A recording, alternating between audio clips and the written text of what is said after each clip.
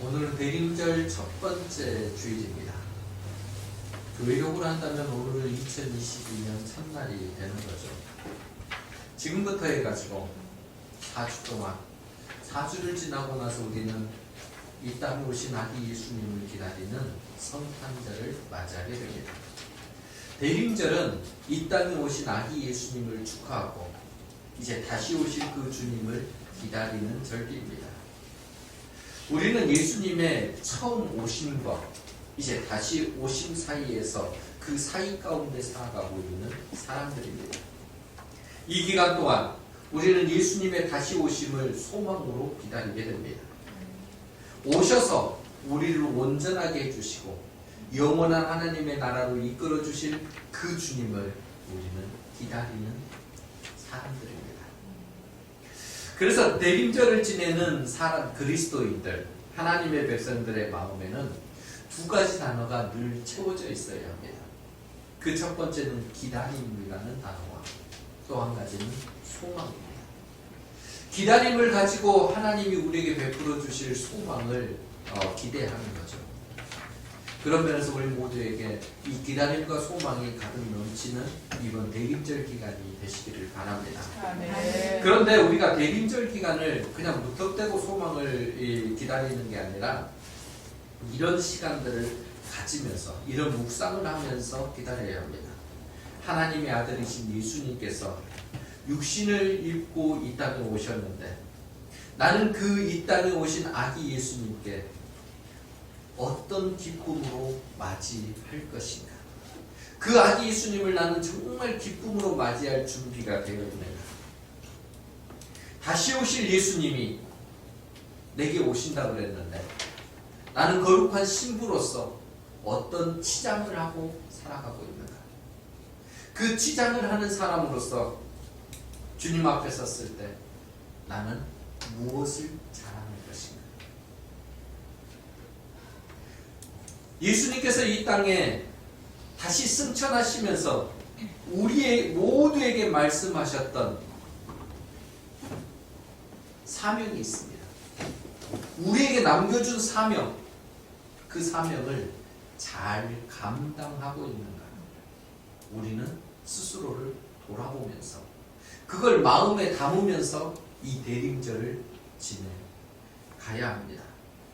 그럴 때 우리에게 다가온 성탄절을 우리에게 베풀어 주신 소망과 기쁨으로 채워질 뿐만 아니라 다시금 이 땅을 살아가는데 풍성한 복을 누리는 우리 모두가 될 수 있을 것입니다. 네. 이번 대림절 기간 정말 예수님의 다시 오심을 기다리면서 소망을 가지고 살아가 보십시오. 그러려면 우리에게도 갖추어져야 될 성품이 있습니다. 특징이 있다는 거예요. 그래서 오늘부터 4주간 예수님의 오심을 기다리는 소망을 가진 사람들의 특징 그래가지고 4가지를 나누려고 합니다. 오늘은 그 첫 번째 용서에 관한 이야기입니다. 믿음의 조상 아브라함은 하나님께 복을 받고 이 땅에 믿음의 자손 이삭을 얻었습니다. 이삭은 하나님께 정말 참 많은 복을 받은 사람입니다.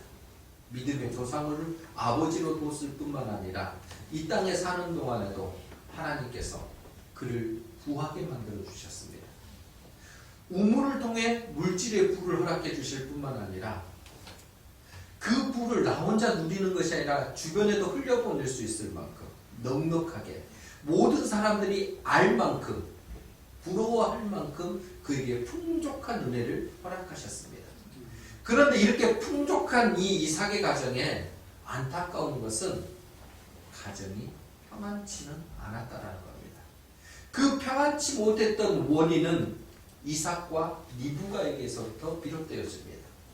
하나님께서 이삭에게 2명의 자녀를 뒀는데 에서와 야곱을 두었는데 이 야곱과 에서를 각자 아빠와 엄마 이삭과 리브가가 따로 사랑을 했다라는 거예요. 다른 말로 하면 편애가 이루어지기 시작했습니다.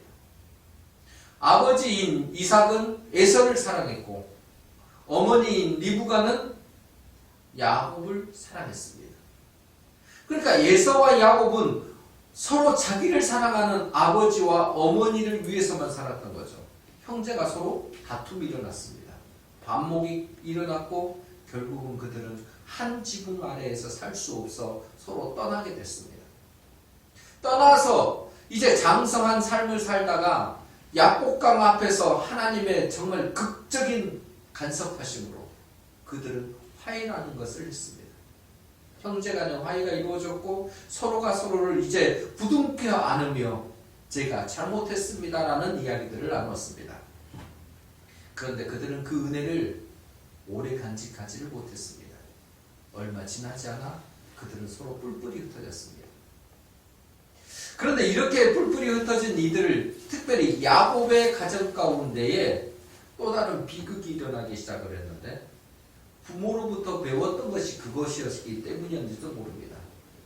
야곱의 가정에도 편애가 나타났다는 거죠. 야곱은 자기의 아내들 4명의 여인으로부터 12명의 아들을 낳았습니다. 그런데 야곱은 그 12명의 아들들 중에 자기가 그토록 사랑했던 라헬에게서 나왔던 11번째 아들인 요셉을 그토록 사랑했습니다. 그냥 마음 조금만 사랑한 것이 아니라 보이게끔 사랑했습니다. 7색 옷을 입힐 정도로. 7색 옷을 입혔다라는 것은 11번째임에도 불구하고 그를 장자로 삼겠다라는 의도의 표시입니다.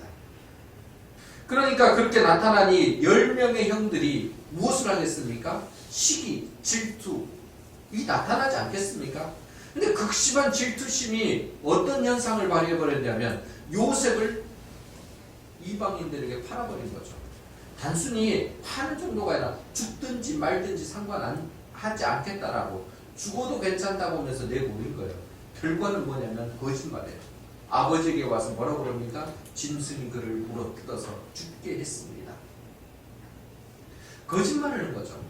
요셉은 팔려가서 온갖 고생을 다 했습니다. 종살이를 했고 감옥살이를 했고 타국에서 정말 5만 가지 모든 어려움을 다 당하고 살다가 하나님의 은혜로 애굽의 총리가 되었습니다. 하나님께서 주신 지혜와 총명으로 그는 모든 일들을 잘 감당하고 있었습니다. 그때 온 땅에 기근이 있었고 그 기근으로 인해 다시금 요셉은 형제들을 대면할 수 있었던 겁니다. 극적인 상봉 가운데 정말 그리워했던 아버지 야곱을 만나고 사랑스러운 자기의 동생 베냐민을 만나면서 정말 요셉은 행복한 시간들을 보냈습니다.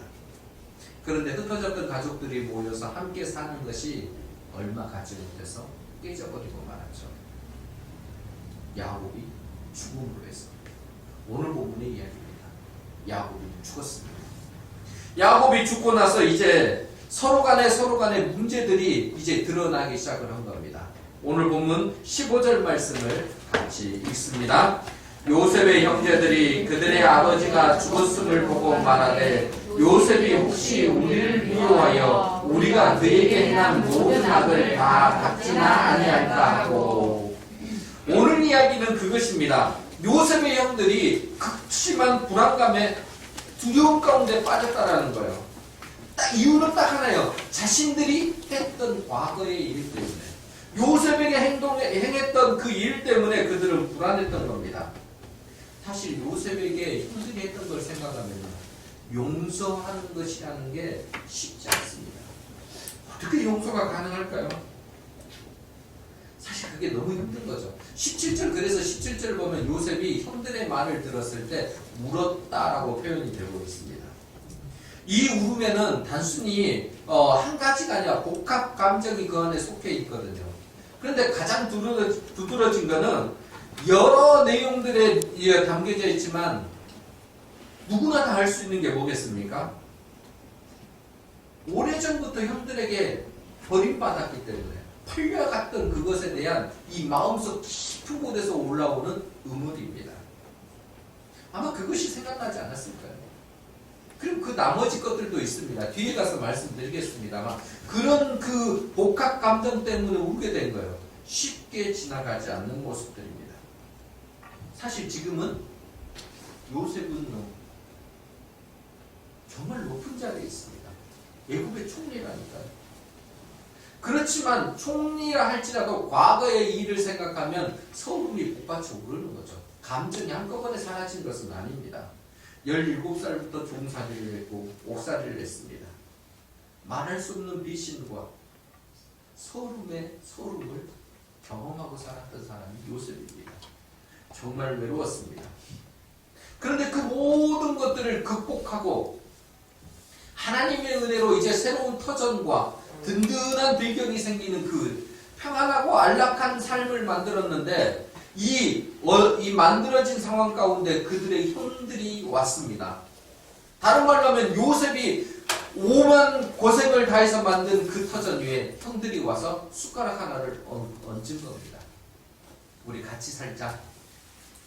네가 만들어 놓은 곳에 우리도 같이 한번 살고 싶어. 이거 아니겠습니까? 인간적으로 마음이 편할까요? 나를 팔 때는 언제고 지금 이렇게 나를 잘되니 내게 와서 지금 이런 거 아니겠어요? 그래도 형들이 좀 염치가 있었던 모양이에요. 염치가 있으니까 이 요셉에게 와서 정말 용서라는 것을 구합니다. 그런데 그리스도인들이, 특별히 하나님을 믿는 백성들이 어떻게 용서를 해야 되고 어떻게 용서함을 받아야 되는지, 그러니까 용서를 하는 것도 용서를 받는 것도 어떤 것이 진짜인지를 우리는 생각해 봐야 합니다. 오늘 본문을 통해 우리가 그것을 확인해 보려고 합니다. 먼저요, 진정으로 용서를 받으려면 조건을 내걸지 말아야 합니다. 진정으로 용서함을 받으려면 조건 없이 고백할 수 있어야 합니다. 요셉의 형들이요, 자신들이 어떤 일을 했는지를 알았습니다. 동생을 팔아 죽음으로 내몬 것을 자기들은 너무너무 잘 압니다. 잘못된 행동임을 알았다는 거죠. 그런데 요셉의 형들에게 있어서 아는 것이 있었는데 또 모르는 것이 있었습니다. 그게 뭐냐면 자신들이 했던 그 행동에 대해서 하나님과 요셉이 어떻게 말을 했는지에 대해서는 그것을 기억도 안 하고 믿지도 않았다는 거예요. 하나님의 은혜를 몰랐다는 겁니다. 요셉은요, 앞에서 형들에 대해서 이렇게 이야기를 했습니다. 창세기 45장 5절 말씀입니다. 자막을 보면서 우리 같이 읽습니다. 당신들이 나를 이곳에 팔았다고 해서 근심하지 마소서, 한탄하지 마소서. 하나님이 생명을 구원하시려고 나를 당신들보다 먼저 보냈나이다. 아멘.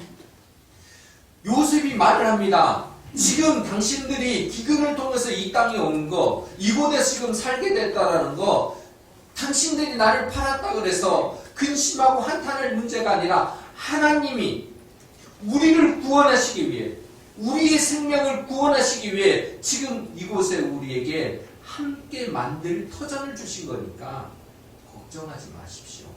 이 모든 것은 하나님의 일하심이십니다. 나는 그러니 요셉의 말로 하면 뭐겠어요? 난 당신들 다 용서했다. 하나님께서 그렇게 내게 은혜를 베풀어 주셔서 지금 이 자리를 만들어 주셨고 나는 당신들을 용서했으니 걱정하지 말고 뭐 하자는 거야? 함께 살자. 그러니까 요셉은 하나님이 베푸신 은혜를 알기 때문에 그 모든 것을 내려놨다라는 거예요. 그리고 함께 살다고, 나는 미리 당신을 용서한다고, 용서를 구하기도 전에 용서를 해줬습니다. 그런데 형들은 어때요? 요셉도 역사하신 하나님도 믿지 못했습니다. 여기서 왜 형들은 이런 믿음을 믿지 못하는 삶을 살게 됐을까? 야곱 때문이에요. 야곱은 하나님을 진정 만났습니다. 야복강에서도, 아니 그 훨씬 이전에 아버지 집을 떠날 때 그 광야 황량한 터전에서 돌베개 베고 잠을 잘 때부터 하나님의 살아계심을 경험했습니다. 그리고 그는 외삼촌 라반의 집에서도 하나님을 경험했습니다. 하나님을 너무너무 잘 알았습니다. 그런데 그것을 자녀들에게 알리지를 않았습니다. 지식적으로는 해줬을지 모릅니다. 그러나 자녀들이 하나님을 직접 만나게 하는 데는 실패했습니다. 요셉의 형들은 하나님을 만난 적이 없는 거죠. 인격적으로 하나님을 경험하지 못했습니다. 그러니 하나님이 일하심 또한 모르는 겁니다. 믿음이 생길 리가 없어요. 여러분, 우리가 믿음의 가정을 만드는 것은 중요한 일입니다. 기독교적인 배경을 만들고 기독교적인 분위기를 만들고 신앙적 분위기 속에서 예배가 무엇이고 말씀을 듣는 게 무엇이고 기도를 하는 것이 무엇이고 헌금을 하는 것이 무엇인지 다 말할 수 있습니다. 그리고 몸소 보여줄 수도 있습니다. 그런데 이것이 우리의 자녀들을 믿음으로 만든다라는 것을 다 됐다라고 착각하지 마십시오. 내가 보여준 모든 믿음의 행위들이 내 자녀들에게 신앙적인 길을 가는데 도움은 될 수 있을지 모르지만 그것이 전부는 아니라는 거예요. 전부가 되려면 내가 나를 통해 만났던 하나님을 내 자녀들도 그 하나님을 경험할 수 있도록 인도해 줘야 합니다. 아멘. 내 자녀들이 하나님을 알지 못한다면 아무리 좋은 기독교적인 배경을 가지고 신앙적 분위기고 너무너무 좋은 환경을 줬다 할지라도 그것은 아무 의미 없는 일이 될 수도 있습니다. 우리와 우리 자녀를 믿음의 사람으로 만들지 못한다면 우리는 실패한 가정을 만드는 겁니다. 지금 우리의 자녀들은 어떻습니까? 요셉의 가정은 어땠습니까? 아니, 야곱의 가정은 어땠습니까? 어쩌면 야곱의 그 10아들 요셉의 형들은 겉모양만 그리스도인이었는지 모릅니다. 겉모양만 하나님을 믿고 있다라고 말하는 사람들이었는지도 모릅니다. 그래서 위기가 닥치면요, 하나님을 찾는 게 아니라 세상적 방법을 찾아갑니다. 믿음이 없으면, 하나님에 대한 믿음이 없으면 세상으로 떠날 수밖에 없는 것이 우리의 믿음 없는 자녀들의 모습입니다. 요셉의 형들이 그랬습니다.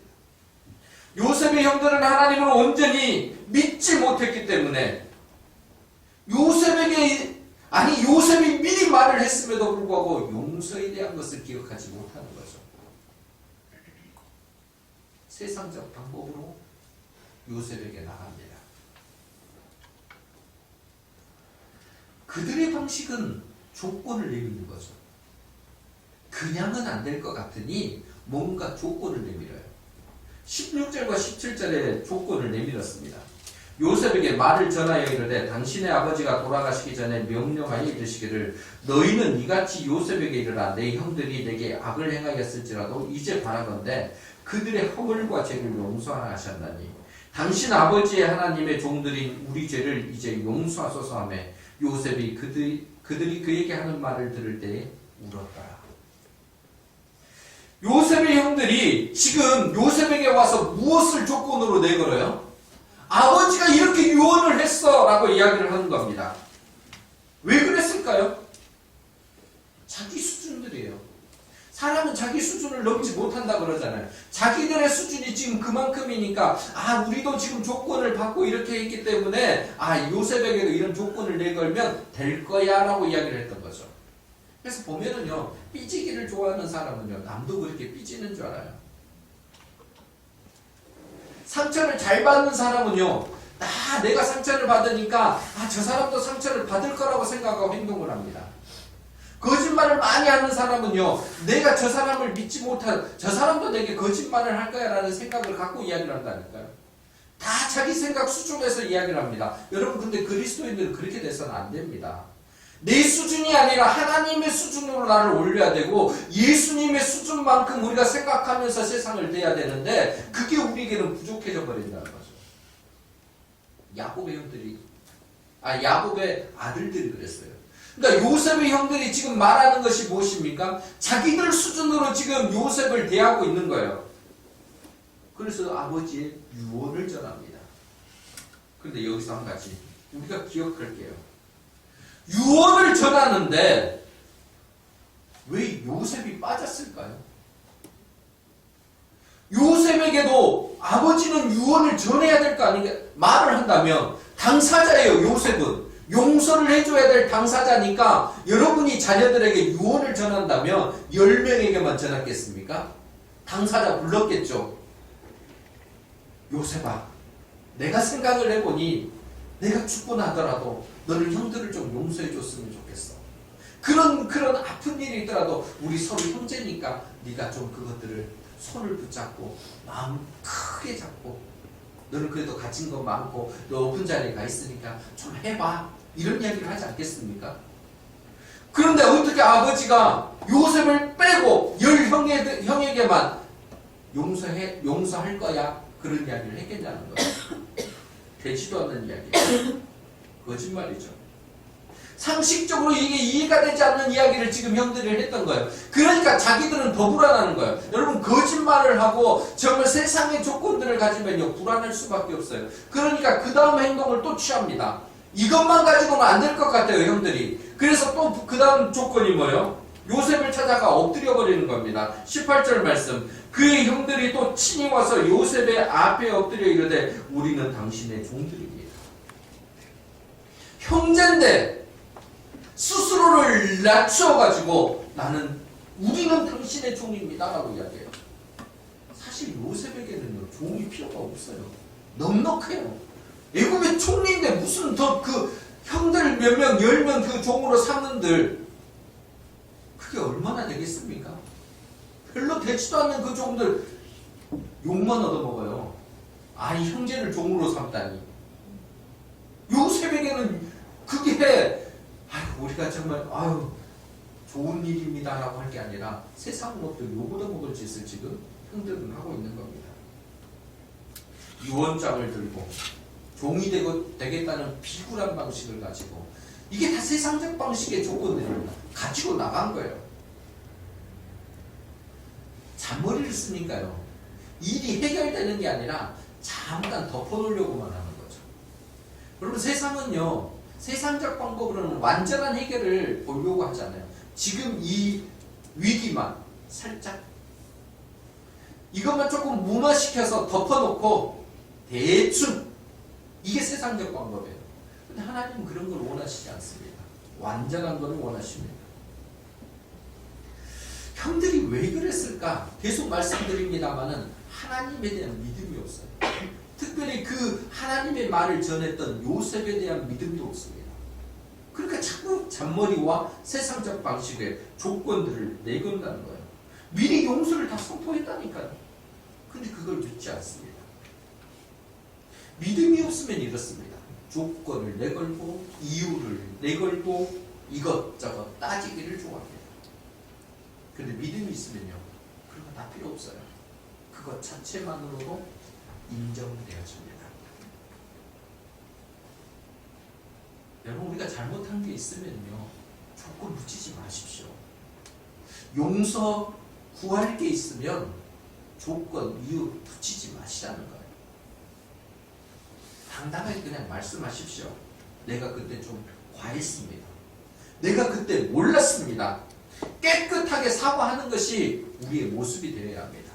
그런데 거기에다가 뭔가를 붙이고 뭐 이것저것 따지기 시작하면요 오히려 그것 때문에 더 다툼이 일어납니다. 그런데 이런 조건 없이 용서를 구하려면 그런 경험이 있어야 그게 가능합니다. 여러분, 내가 용서받은 경험이 없으면 이게 자기 수준만큼만 한다니까요. 그러니까 그 경험이 없으면 이것도 지금 안 될 것 같아 라는 생각에 다른 이유들을 대기 시작해요. 스스로 용서받은 경험이 있으면 그 경험에 의해서 이번에도 이렇게 하면 될 거야 라는 확신을 가질 수 있는 거죠. 그런데 세상에서는 이런 일이 쉽지 않다는 겁니다. 세상에서는 용서받는 것이 정말 어려워요. 조건 없이 용서받는 것은 더더욱 어렵습니다. 뭔가 그러면 내가 용서해 줄 테니 너는 무엇을 할래? 라고 묻는 게 세상이라니까요. 그런데 조건 없이 용서받는 것이 있습니다. 아무것도 묻지 않고 용서받는 것이 있어요. 십자가 앞에서요. 하나님 앞에서는 조건이 필요 없다라는 거예요. 예수 그리스도 앞에서는 조건 없이 완전하게 용서가 가능해집니다. 아멘. 우리는 죄인 중에 죄인입니다. 우리 모두는 문제를 안고 사는 사람들이죠. 세상이 이처럼 복잡해진 거는 죄인인 우리 때문이에요. 죄인들이 움직여지면서 죄가 여기저기 붙어지니까 그게 문제와 문제를 만들고 복잡함과 복잡함을 만들어내는 것이거든요. 여러분, 누가 나를 힘들게 합니까? 세상에서 제일 다루기 힘든 존재가 누구일까요? 나예요. 죄인인 나를 다루기가 제일 어렵습니다. 신앙의 걸림돌이 누구냐면 우리 어머니, 우리 아버지, 우리의 형제들 때문, 아니 주변의 환경 때문에, 우리 교회 때문이 아니라 바로 나 때문이라니까요. 신앙의 걸림돌은 나예요. 왜? 여전히 죄인이기 때문에. 우리가 겪고 있는 내 삶을 망가뜨리는 것이 무엇 때문입니까? 나 때문이에요. 내가 내 죄를 견디지 못해서 모든 것들을 망가뜨려 버리는 겁니다. 왜 내 삶에 불행이 찾아왔을까? 왜 내 삶은 내가 원하는 대로 되지 않았을까? 먼 데서 찾지 마십시오. 내게서 문제를 찾으면 답이 나와요. 그런데 문제는 알아. 해결의 답은 내게 없습니다. 그런 능력이 없습니다. 너무너무 답답하죠. 그래서 울기도 하고 그것 때문에 몸부림을 치기도 하고. 그때 십자가 앞에 가셔야 합니다. 아멘.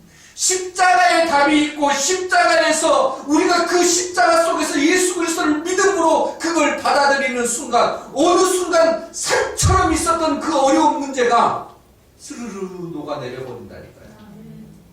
뚫지 못할 것 같은 그 거대한 바위 같은 그 문제가 어느 순간 부셔져 버려 있다니까요. 내 능력이 아니고 십자가의 능력이 그것을 가능하게 해줍니다.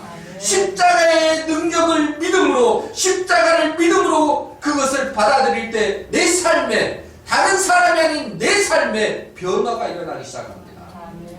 그게 곧 용서함을 받는 겁니다. 십자가 앞에 나갔더니요, 내 밑바닥에서 정말 가지고 있었던 그 응어리지 않던 그 아픔들이요, 이거는 절대 해결되지 못했던 그것이요, 주님이 감사심으로 말미암아 어느 순간 풀려져 버립니다. 용서가 가능해집니다. 그리스도를 알기 전에는 원망과 쓴뿌리가 우리 안에 가득했었는데, 내가 스스로 받은 상처, 남에게 받은 상처들 때문에 너무너무 괴로웠었는데, 갈등이 일어나는 원인들, 시비가 일어나는 것들은 다 내 안에 있는 그 덕지덕지 붙어 있었던 그 아픔들 때문이었는데, 상처난 것들 때문에 또 상처가 생겼다고 슬퍼했었는데, 예수 그리스도의 십자가 안에 들어갔더니 그게 다 해결돼 버렸습니다. 아멘. 여러분, 우리가요, 내 능력 가지고는 해결할 수 없는 게 있어요. 나이를 먹어도 해결하지 못하는 게 있고, 천성적으로 저 사람은 너무 착하기 때문에 된다고 하는 그 여러 가지 일들까지도 완전한 해결을 할 수 없습니다. 그런데 딱 한 가지, 십자가 앞에 갔을 때의 그 은혜를 경험할 수 있습니다. 그러니까 십자가 앞에서 내 자신이 십자가의 능력으로 내 스스로가 하나님을 경험하고 하나님을 만나는 은혜가 있으면, 쩔쩔맸던 그 인생의 문제들이 이제는 당당한 모습으로 바뀌어진다는 거예요. 왜요? 십자가의 능력 때문에, 십자가의 은혜 때문에 우리는 비로소 나음을 입은 사람이 될 수 있다는 거예요. 당당한 사람이 있다는 거예요. 내 과거의 죄 때문에 막 움츠려졌던 그 모습이 이제는 펼쳐지는 사람이 되는 거예요. 무엇 때문일까요? 십자가에서 용서함을 받았기 때문에, 십자가에서 사랑을 경험했기 때문이에요. 십자가에서 하나님이 나를 이끌어 가시겠다는 약속을 붙잡았기 때문입니다. 그 용서를 가진 사람은요, 드디어 용서할 수 있습니다. 그 용서함을 받은 사람은요, 용서를 구할 수도 있는 사람으로 바뀌게 된다는 거예요. 요셉의 형들은 그런데 이것이 없었다는 거예요. 용서받은 적이 없었습니다. 하나님의 은혜와 믿음에 대한 경험이 없습니다. 그러니까 이 땅에서 너무너무 비참한 삶을 사는 거예요. 용서가 선포되어졌음에도 그것을 붙잡지 못하고, 그것을 받아들이지 못하고 조건을 내미는 거예요. 이 조건으로 하면은 요셉이 우리를 용서할 줄 몰라. 아닙니다. 믿음의 사람은 십자가 앞에서 거룩한 용서와 회복의 은혜를 경험하고, 세상 앞에서도 당당한 삶으로 나갈 수 있어야 합니다. 십자가의 은혜를 경험하십시오. 아멘. 그러면 조건 없는 용서 구함도 가능해집니다.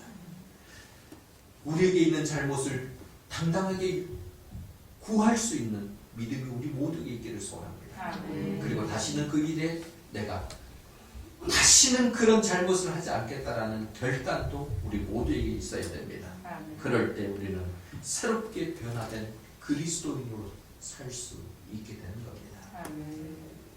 앞에서 우리는 용서받으려면 조건 없이 나가야 된다고 말을 했습니다. 그러면 용서를 하려면, 진정으로 용서하려면 어떻게 해야 될까요? 진정으로 용서하려면 이것 또한 조건을 내걸지 말아야 합니다. 진정으로 용서하려면 조건을 내걸지 말고 용서할 수 있어야 합니다. 아멘. 요셉은 형들이 가져온 말도 안 되는 거짓말, 유언장, 이것 앞에서 울음을 터뜨렸습니다. 정말 답답했습니다. 마음속 깊은 곳에서 울려오는 그 아픔도 감정도 그런 것이었습니다만, 여전히 세상적인 거짓과 잔머리에 찌들려 있는 형들을 보면서 너무나 속상했다는 겁니다. 아니, 그 전에 내가 용서를, 하나님의 은혜를 그렇게 전달했는데 왜 이럴까? 속상했겠죠. 근데 여기서 인간적인 생각을 해보면요, 요셉은 정말 절호의 찬스를 갖는 거예요. 형들의 약점을 붙잡을 수 있는. 형들이 그 전의 것들도 시인하지 않습니까? 요셉을 팔았다라는 거. 또 뭐예요? 아버지 유언장 거짓인 걸 지금 전달한 거고, 더더군다나 종 되겠다고 그랬어요.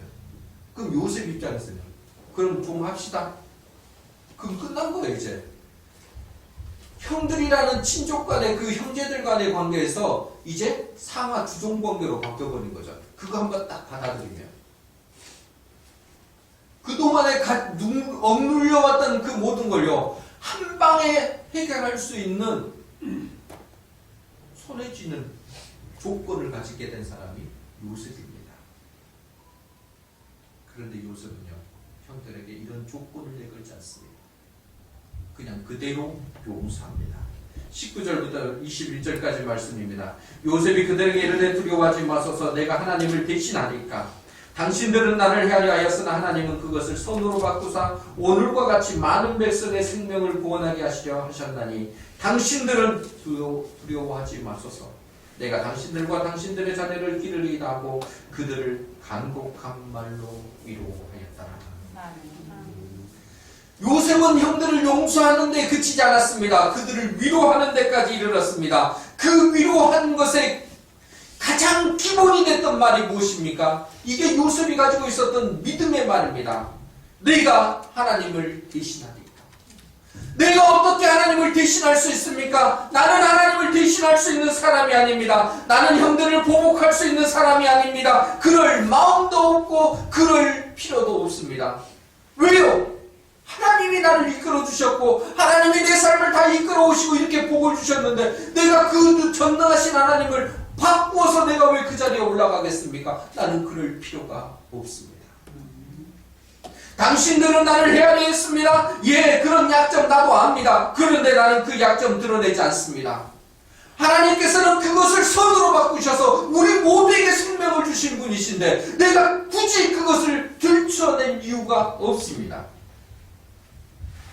하나님께서 우리를 살리시고 형들을 다 살리시고 그렇게 우리에게 넉넉한 것을 주셨는데, 이제는 내가 형들만 돌보는 것이 아니라 형들의 자녀들까지도 내가 다 돌보겠습니다. 단순히 돌보겠다는 약속만 한 것이 아니라 그들 모두에게 정말 두려움 가운데, 안타까움 가운데 떨고 있는 그 형들에게 간곡한 말로 위로를 전하면서 모든 것들을 편하게 만들어버렸습니다. 요셉이 이렇게 할 수 있었던 이유가 무엇일까요? 조건 없이 형들을 용서할 수 있었던 이유는 딱 한 가지입니다.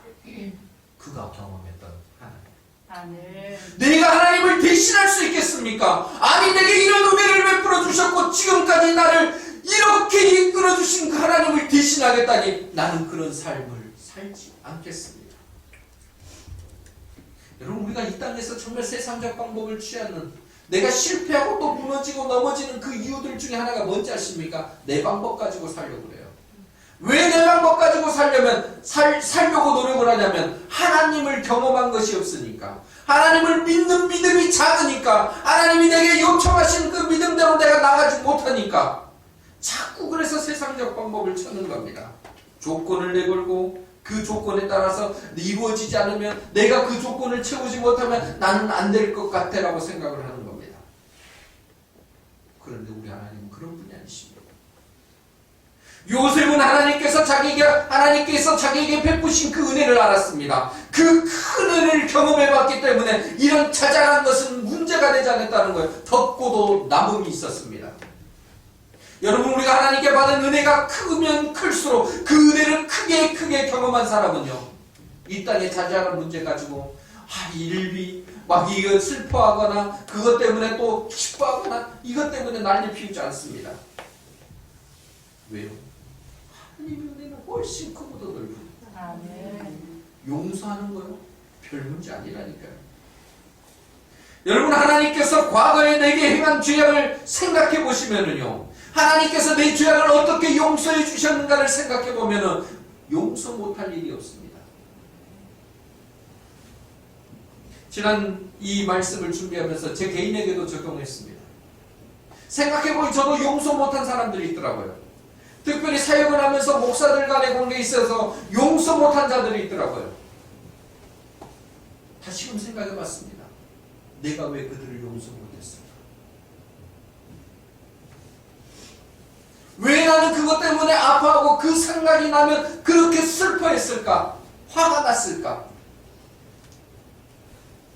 내게 베풀어진 은혜를 더 생각하게 됩니다. 그래서 축복했습니다. 하나님 그들을 축복합니다. 여러분, 우리 가운데 도저히 용서가 안 되는 사람을 만나게 되거든 용서하려고 애쓰지 마십시오. 그건 내 힘으로 되지 않는 일이니까. 대신에 하나님께서 나를 어떻게 용서하셨는지, 내가 어떤 은혜를 받았던 사람인가를 다시 한번 생각해 보십시오. 나를 십자가 앞에 다시 한번 세워놓고, 하나님, 내가 어떤 은혜를 받은 사람인지, 어떤 은총을 받은 사람인지, 하나님의 지극한 사랑을 어떻게 내가 경험했던 사람인지를 다시 한번 생각해 보시면, 내가 할 수 있는 일들이 다시금 생각나게 되어지고 할 일들이 더욱 넘쳐나게 될 것입니다. 우리가 잘 아는 사람이 있습니다. 지선아 사랑해. 지금은 한동대 교수로 사역하고 있습니다. 한동대 상담심리사회복지학과 교수입니다. 사진이 저렇습니다. 우리가 알고 있는 이지선 자매, 대학 때 교통사고가 나기 전에는 저보다 훨씬 이쁜 아름다움을 가지고 있는 사람이었습니다. 그런데 교통사고로, 만취한 운전자가 일으킨 그 교통사고로 화재가 나고 수술에 수술, 여러 번 수술을 하면서 겨우 목숨이 살았고, 어쩌면 우리가 갖고 있는 그 외모로 본다면 너무나 비참한 모습을 가지고 살아가는 사람입니다. 그런데 저 이지선 자매가, 나는 진심으로 운전자를 용서합니다. 그리고 나의 일그러진 외모로 인해 절망하지 않습니다. 이전으로 돌아가고자 하는 마음도 전혀 없습니다 라고 말하고 있습니다. 나는 지금이 행복합니다. 어떻게 그게 가능했을까요? 이지선 자매도 똑같이 요셉과 같은 그 경험을 했기 때문입니다. 요셉을 이끌어 주셨던, 요셉 가운데 역사하셨던, 요셉에게 사랑을 베풀어 주시며 복을 주셨던 그 하나님을 이지선 자매도 깨달았던 거예요.